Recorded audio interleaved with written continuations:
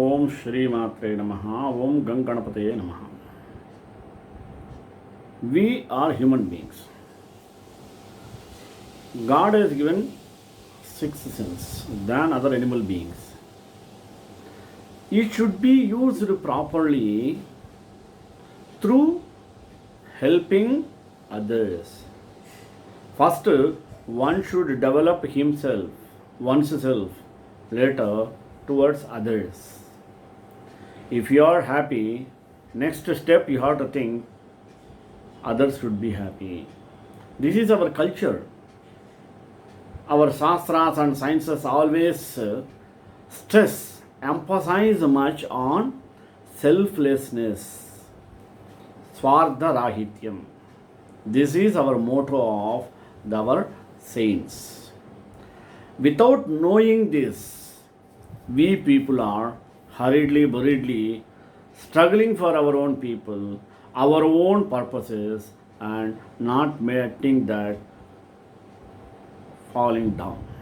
Why? Because helping nature should be adopted from young age. A person should possess selflessness, swartha rahityam. There should be selfishness only, limited, that to be needed. But selflessness should be unlimited. It is most needy one to develop the society and develop the personalities of human beings. Whenever we think of our ancestors, they fought with selflessness. They brought independence. An example.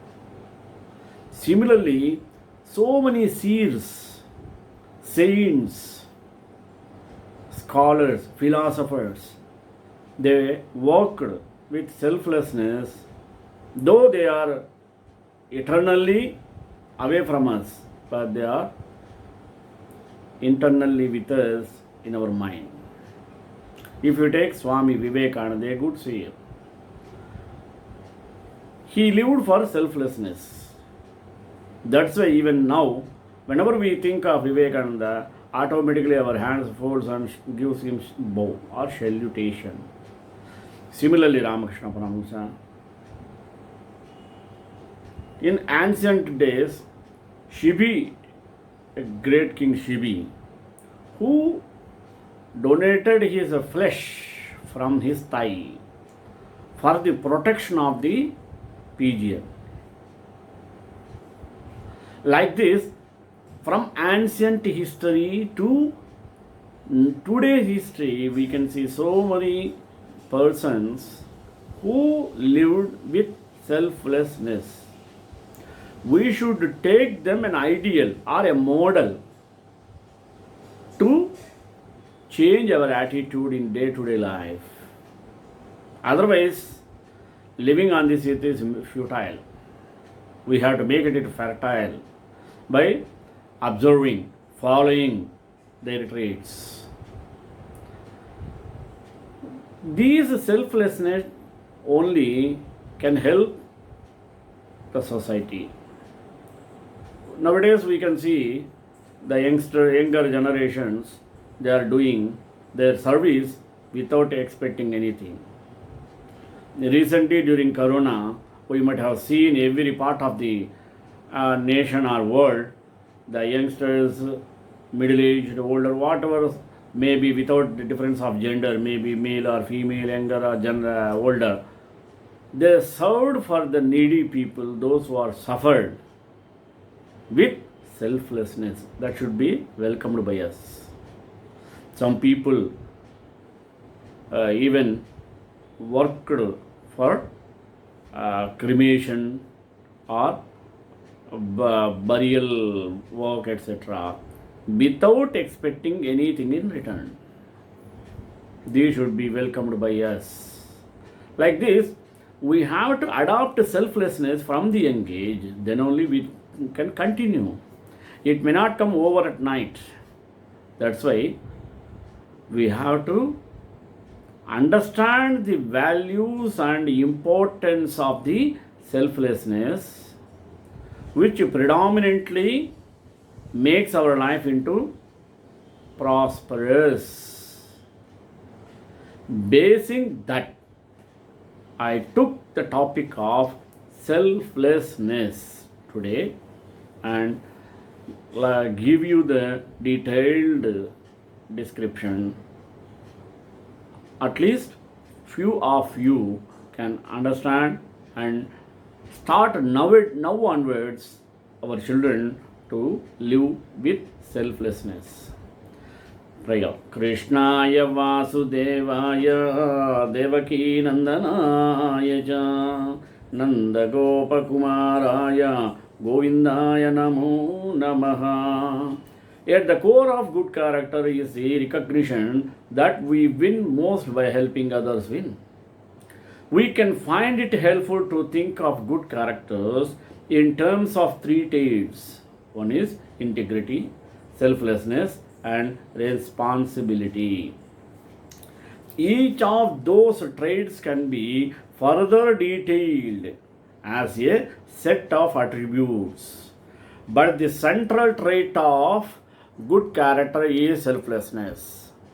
Selflessness is the most needed one nowadays. If we had to choose between living in a world where everyone was selfish and one where everyone was completely selfless, which would you choose? In a selfish world, everyone fight for their own interests without regard for what happens to anyone else. These are not correct. There is no trust, no compassion, no love. In a selfless world, everyone helps everyone else achieve their best.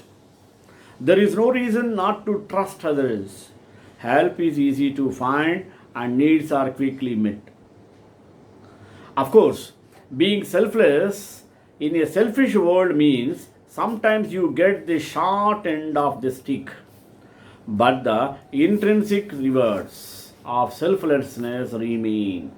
And sometimes the benefits can be even greater because selflessness stands out and earns even more respect. Let us attribute of selflessness. Selfless people reflect the following attributes.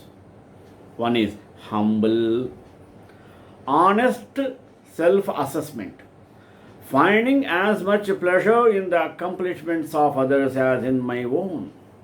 Second, courageous, accepting personal risk to benefit others and causes I believe in. Third, respectful, treating others with dignity and civility even when I disagree with them. 4. Teachable, allowing others to teach, correct, and challenge me. Generous, willing to make personal sacrifices for the good of others. Trusting, expecting the best from others, accepting measured risks to let them prove trustworthy. Caring, demonstrating kind, compassionate concern for the success and well-being of others. Just, standing up for the fair, dignified treatment of all others, regardless of my personal affinity for them. A bigger slice for everyone. It's a counterintuitive and increasingly countercultural to put the interests of others ahead of our own.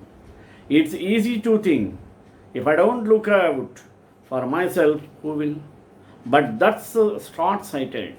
A lifestyle of genuine care for others creates a network of people around us who in turn want to help us succeed.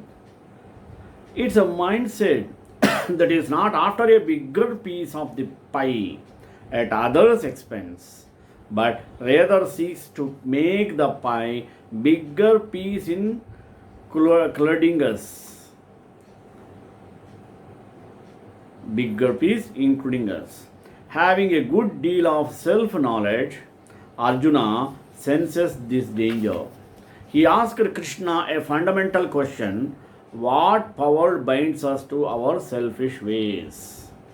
Even if we wish to act rightly, so often we do the wrong thing. What power moves us? Krishna replies that anger and selfish desire are our greatest enemies. They are the destructive powers that can compel us to wander away from our purpose, to end up in self delusion and despair. Here it is necessary to introduce two technical terms from Hindu philosophy.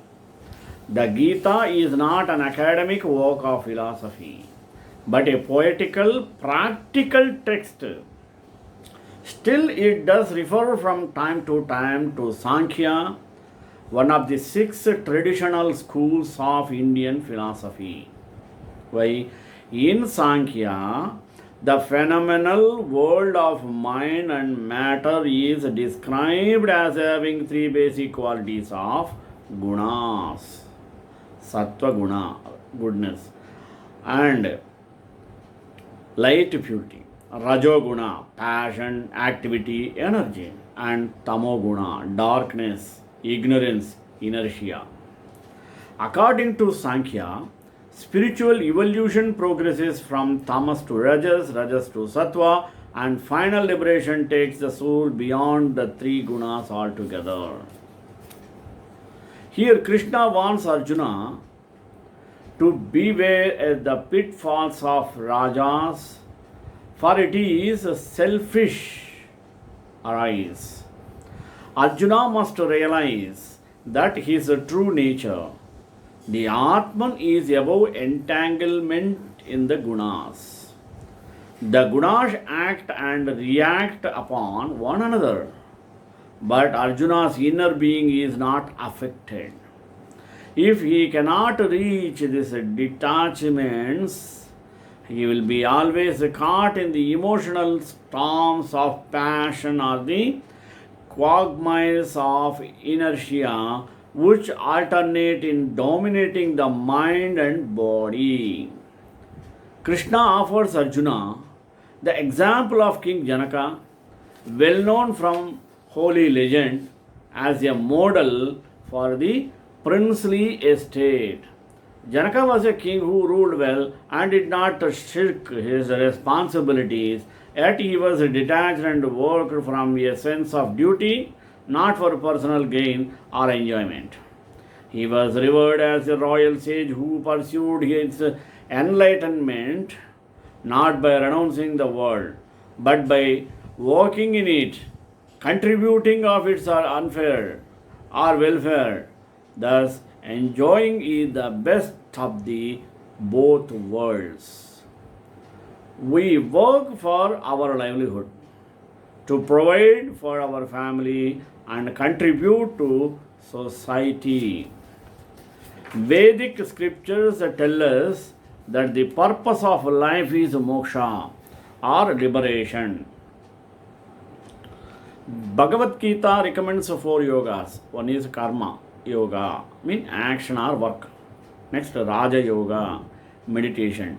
Jnana Yoga, knowledge. And Bhakti Yoga, devotion. As parts to achieve this goal of this, Karma Yoga is the most practical one.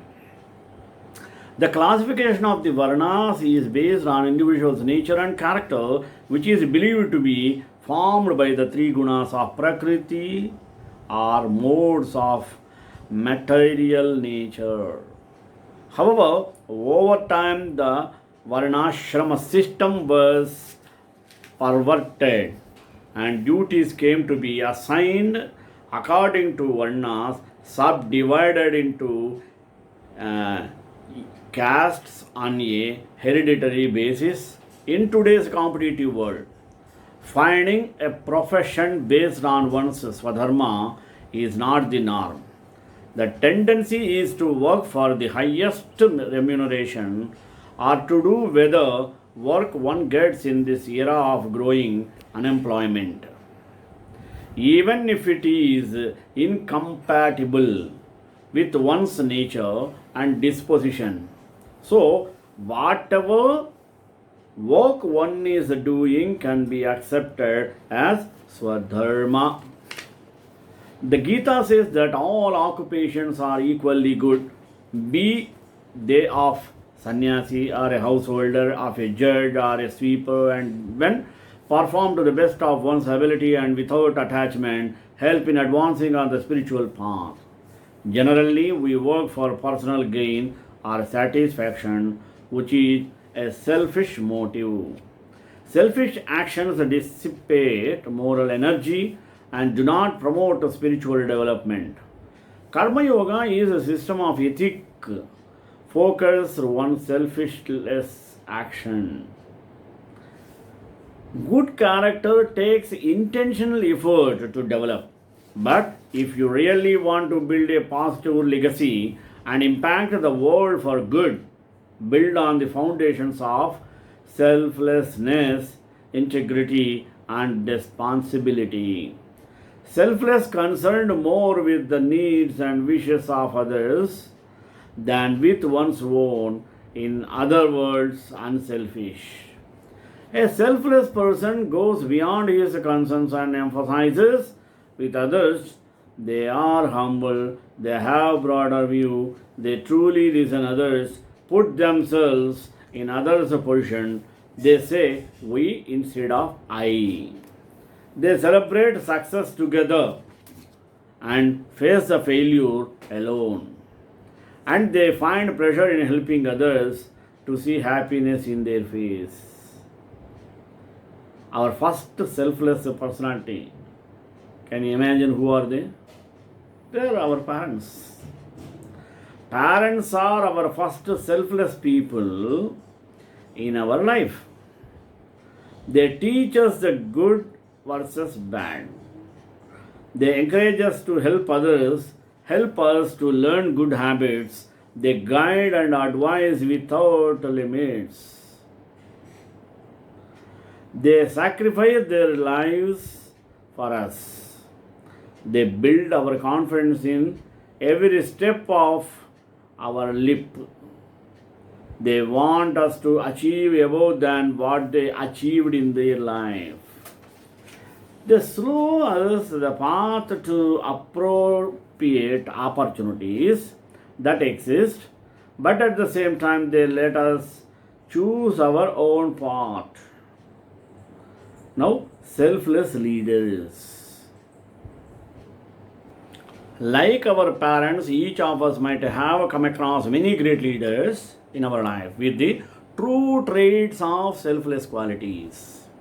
They listen and understand us. They credit and teach us selflessly, treat us with dignity, point us the right thing to do, and never hesitate to point our wrongdoing.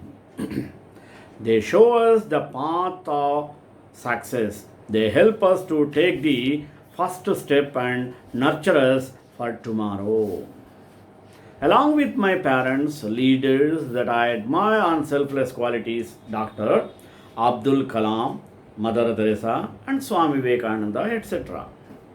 The person who thinks of others' welfare rather than thinking about self will win many hearts in his life.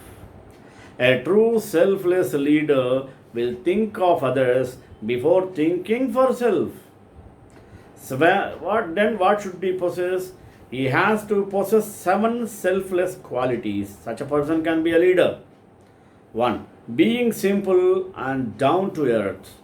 They don't act, but they display their real personality. Number 2. Care for everyone, regardless of race, religion, language, and elders, and will be transparent with everyone. 3rd.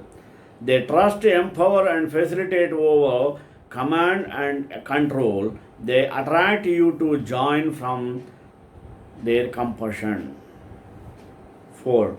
They don't hurt others for their benefit. They don't hold a grudge. They forgive and forget. 5. They celebrate success together and face a failure alone. 6. They look for opportunity to contribute and support others.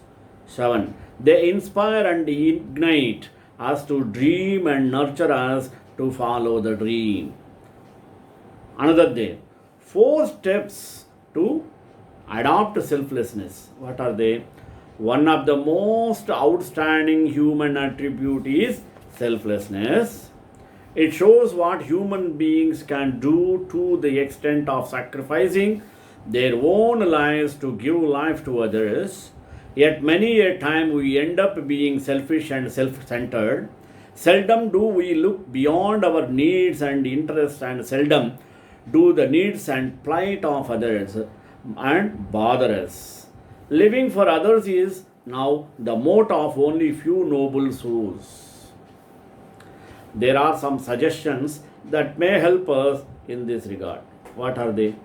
Firstly, we can begin by just looking around our house to find things which will never be needed by us and which are totally redundant.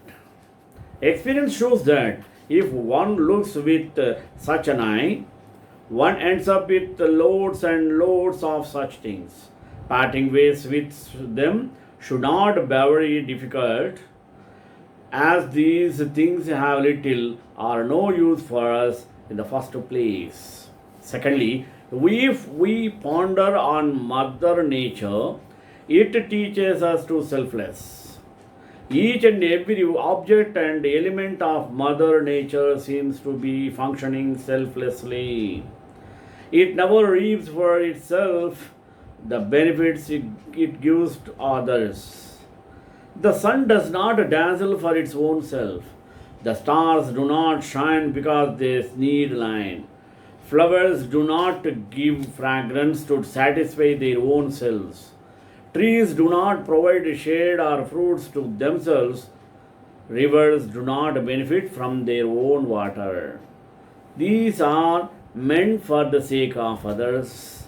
Like that, we have to adapt our life system.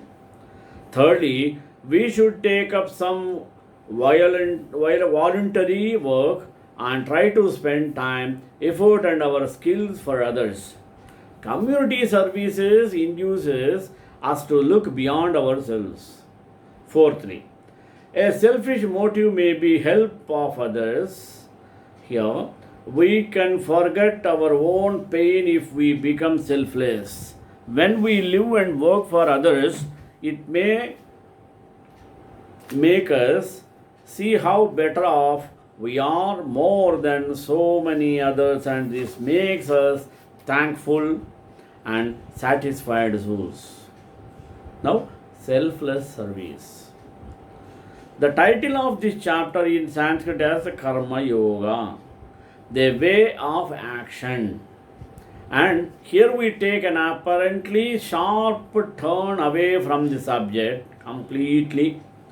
Krishna has been trying to convince him that he has an immortal soul, but Arjuna continues to worry about his immediate affect or predicament. It is not that he is uninterested or disinterested in mystical enlightenment, but as main concern at the moment is just what he is supported to do next.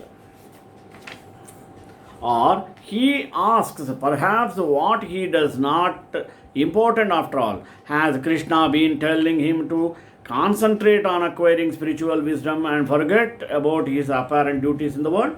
No.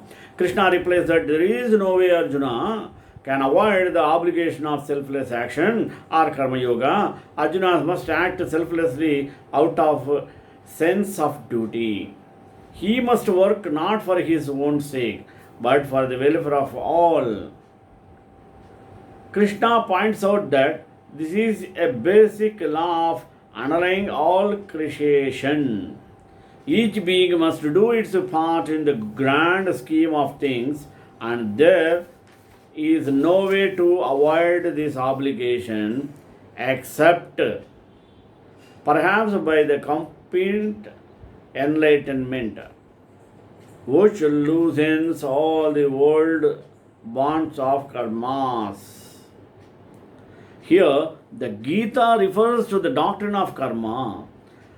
One of the basic teachings in all Hindu and Buddhist scriptures, karma will ultimately deed or action. What is sometimes called the law of karma refers to an adjudging law of cause and effect that is seen to permeate all exercises. The idea is that every action leads to a reasonable result, and consequently that everything that happens can be traced to something done in the past. Actions determine destiny. This is the basic idea of the karma. If anything happens to us that is truly good, we must have done something in the past to deserve it. If something will ill befall us, then at the same time, in the past we did something that was not so meritorious. This is a basic moral law that all great spiritual traditions share. The belief that we prepare what we sow. In chapter 3 of Krishna Gita begins to all Arjuna the way out of this maze of cause and effect. It is not to avoid work, especially the duties required by his situation in life, but to perform those duties without selfish attachment to the fruit or outcome. If Arjuna follows this path of selfless work, Krishna explains he will enjoy this world as well as the next. More important, he will gain a spiritual blessing and will be blessing his debt of karma. Only listening to this, you people are attracted to it. Karma, every consequences of post action. Can he achieve life's ultimate goal?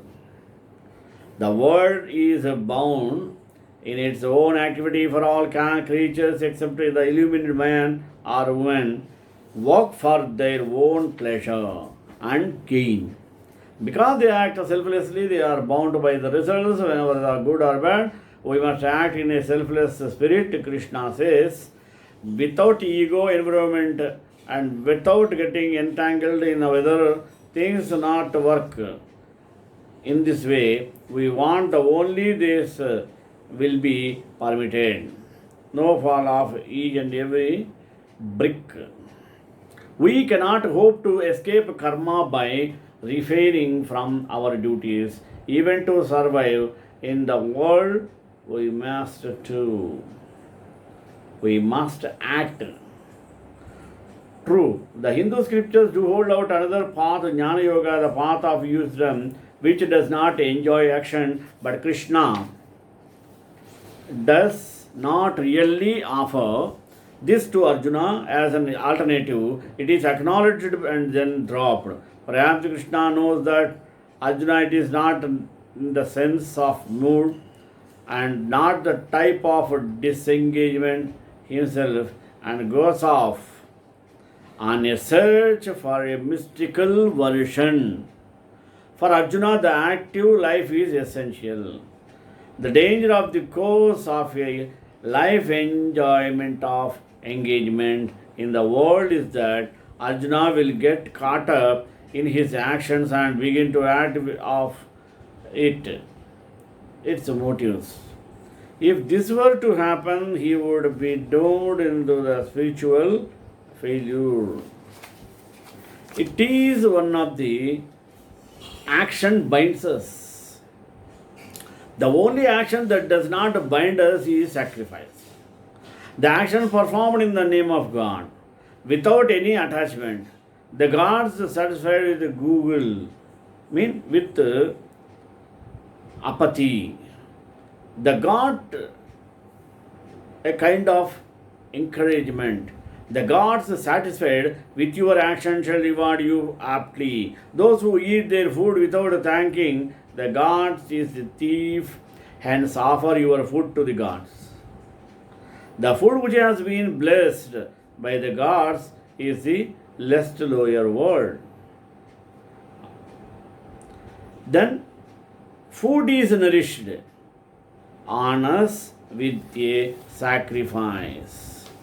One who is free from dutiful and who is content in himself, desires happiness from the self, he is truly happy, who is content internally. There is no purpose of what motivated a wise man. He said that he does not possess any expectation of the fruit.